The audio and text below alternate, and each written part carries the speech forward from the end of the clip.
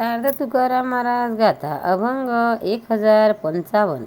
सकळिकांचे समाधान नवे देखिल्या वाचून, सकिळांचे समाधान नवे देखिल्या वाचून, रूप दाखवी रे आता सहस्रभुजांच्या मंडिता, रूप दाखवी रे आता सहस्रभुजांच्या मंडिता, शंख चक्र गद्म गदा गरुडा सहित ए गोविंदा, शंख चक्र पद गदा गरुडा सहित ए गोविंदा, तुका म्हणे काना भूक लागली नयना, तुका म्हणे काना भूक लागली नयना, सकळिकांचे समाधान नवे देखिल्या वाचून. अर्थ: देवा, तुला पाहिल्या वाचून सर्व इंद्रियाचे समाधान होत नाही, असे म्हणून महाराज देवाला विनंती करतात की तुम्ही सहस्र भुजांनी शोभायमान आहात, ते तुमचे रूप मला दाखवावे.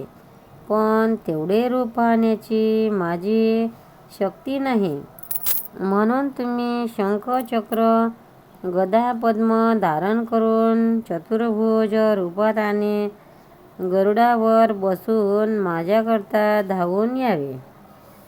हे कान्होबा, तुम्हाला पाहण्याविषयीची भूक माझ्या नेत्रांना फार लागली आहे. सार्थ तुकाराम महाराज गाथा अभंग 1056. पतित पावना दीनानाथ नारायणा, पतित पावना दीनानाथ नारायणा, तुझे रूप माझे मनी राहो नाम जपवानी, तुझे रूप माझे मनी राहो नाम जपवानी, ब्रह्मांड नायका विश्वजनाच्या पाळका, ब्रह्मांड नायका विश्वजनांच्या पाळका, जीवीची जीवा तुका म्हणे देव देवा, जीवीची जीवा तुका म्हणे देव देवा, पतित पावना दीनानाथ नारायणा. अर्थ: हे देवा, तू दीनांचा उद्धार करतोस आणि इंद्रियांच्या दासांना मुक्त करतोस, म्हणून तुला पतित पावन आणि दीनानाथ म्हणतात. असे म्हणून महाराज देवाला विनंती करतात की तुझे रूप मनामध्ये आणि नाम वाचेमध्ये सर्व काळ राहो. सर्व ब्रह्मांडाचे तुम्ही स्वामी आहात आणि विश्वातील सर्व लोकांचे रक्षण करणारे आहात.